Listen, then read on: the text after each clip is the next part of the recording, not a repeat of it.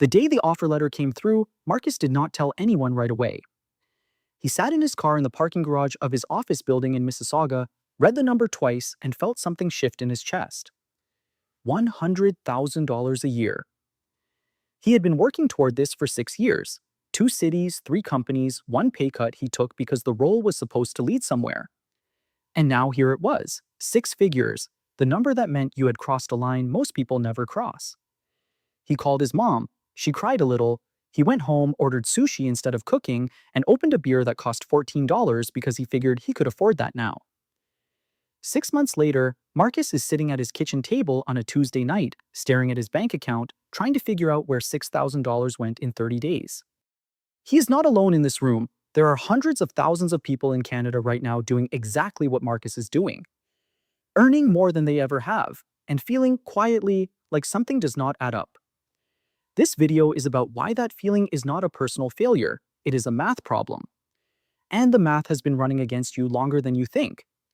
Let us start with what $100,000 actually looks like once it leaves the employer and enters your life. In Ontario, your gross salary of $100,000 runs through federal tax, provincial tax, CPP contributions, and employment insurance premiums. What lands in your bank account is approximately $72,200 a year. That is $6,017 a month, not $8,333, not the number you divided by 12 in your head when you signed the offer. $6,017. Now let us build the month. A one-bedroom apartment in Toronto right now is averaging around $2,200 a month. Not a nice one, a functional one in a neighborhood with a reasonable commute. That is 36% of your take-home before you have bought a single thing.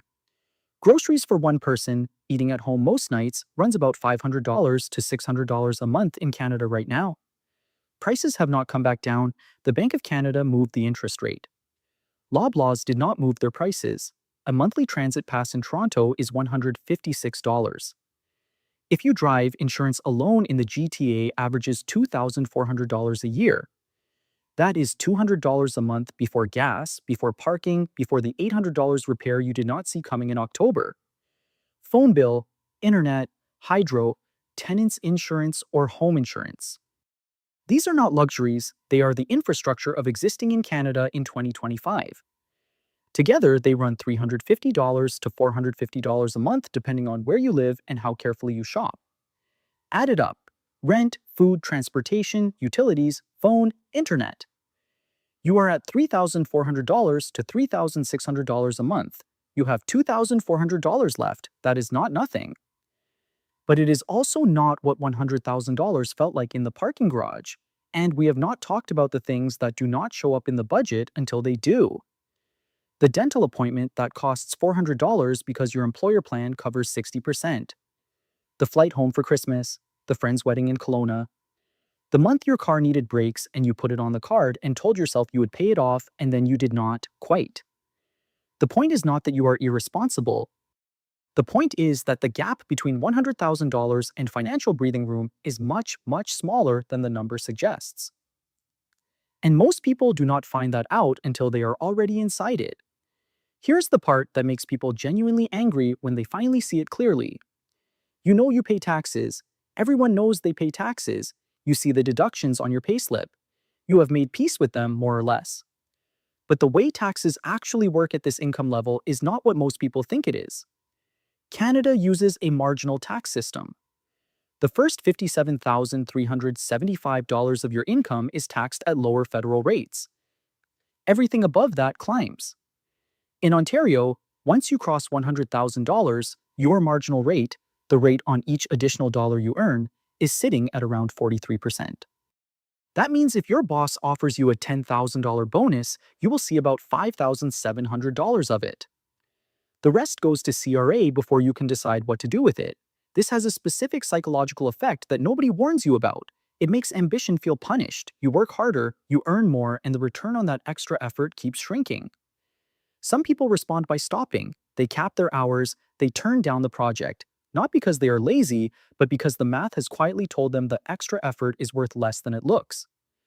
But the tax conversation does not end on your payslip. Every dollar you spend has already been taxed once as income, then it is taxed again as consumption. HST in Ontario is 13%. So to actually spend $1 on something, you need to earn roughly $1. 76 because you paid tax to get the dollar and then tax again to use it. That is the real cost of a $200 dinner. That is the real cost of the $1,400 couch.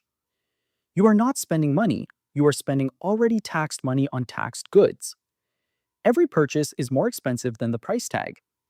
And then there is CPP. You pay into it every month. Your employer matches it. You will see it back when you retire, theoretically, but right now, today, it is money that leaves your account and enters a system you cannot touch for decades. It does not feel like saving, it feels like a deduction. And psychologically, there is a difference. The system is not broken, it is doing what it was designed to do. But nobody sits you down and explains the full mechanics when you sign your offer letter. You find out the hard way, one payslip at a time. There is something that happens at $100,000 that does not happen at $60,000 or $75,000. The infrastructure around you starts treating you differently. Your bank pre-approves you for a larger mortgage. The car dealership runs the numbers and tells you the monthly payment is very manageable. The credit card company upgrades you to a product with a higher limit and a lounge membership you will use 3 times before forgetting it exists. The financial system looks at your income and extends you more rope. And more rope in a high-interest environment is not freedom. It is the mechanism by which you spend your future income today. The average new car in Canada right now costs about $66,000. At a 5-year loan with a 6% interest rate, that is roughly $1,270 a month. That is affordable on $100,000, technically. And so people do it. They do it because the car they drove at $70,000 a year feels inconsistent with the person they are now, and the bank just told them they can. This is identity spending. It is not vanity in the shallow sense, it is something more structural. When your income crosses a threshold, your sense of who you are starts to shift, and purchases become the evidence of that shift. The car is not just a car, it is proof that the 6 years worked. The apartment upgrade is not just more space, it is the physical manifestation of having arrived somewhere. The problem is that the system is extraordinarily good at monetizing that feeling. The mortgage broker, the car dealer, the renovation contractor, the travel company offering you the upgrade, they are all reaching into the psychological moment of arrival and offering you a way to make it feel real. For a price. For a monthly payment. For a commitment that will follow you for years. The result is that income grows and spending grows to match it, not because you are reckless, but because you are human and you are surrounded by a system that is very, very good at converting your earning into someone else's revenue. Now here is the layer that hits harder than the taxes and harder than the spending. At $100,000, your peer group changes. Maybe not overnight, but gradually. Your colleagues are in similar brackets. The people you meet at networking events, at the gym, at the neighborhood you can now afford to live in, they are earning what you earn, or more, and that changes the baseline. Someone at the table mentions they just got back from Portugal, someone else is looking at investment properties. Your neighbor redid their kitchen for $90,000 and it looks incredible. These are not outrageous people, they are just people at your income level doing what people at your income level do. And the human brain, which did not evolve for spreadsheets or marginal tax rates, registers all of this as data. It tells you where you stand. And where you stand at $100,000 surrounded by people spending like they have $150,000 or an inheritance or both is slightly behind, slightly not enough. This is comparison. Not the Instagram kind, the soft kind, the real kind embedded in the actual texture of your daily life. And it is extraordinarily effective at dissolving whatever gap you were trying to build between what you earn and what you spend. The dinner you split with 4 people costs $200. The weekend trip that everyone is going on costs $800. You do not want to be the person who says no to everything. You do not want to explain your budget to people who do not appear to have one, and so you go. And the card goes with you, and the gap closes a little more. This is not weakness, this is the social operating system running exactly as designed. The question is whether you notice it running or whether you just feel the consequences. There is one more thing to understand about $100,000 in Canada. The number has not kept up with itself. In 2010, the median home price in Toronto was around $430,000. A household earning $100,000 could put 20% down and carry a mortgage that was aggressive but manageable. By 2025, the median in the GTA is sitting near $870,000. The same income, the same aspiration, the same math, but the math no longer works. Grocery prices in Canada are up roughly 22% since 2020. Auto insurance in Ontario has increased every year for a decade. Childcare, if you have kids, can run $1,800 to $2,200 a month in Toronto. These are not abstract economic statistics, these are the actual costs of a life. Meanwhile, $100,000 as a psychological and social marker has not changed. It still carries the same cultural weight it carried 15 years ago. It still sounds successful.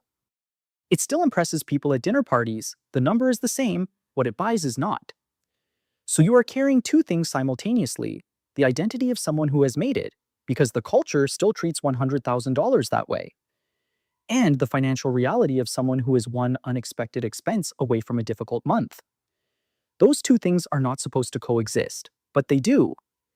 And the tension between them is what produces the feeling that something is wrong, that you must be doing something wrong, that you should be further ahead by now. You are not doing something wrong.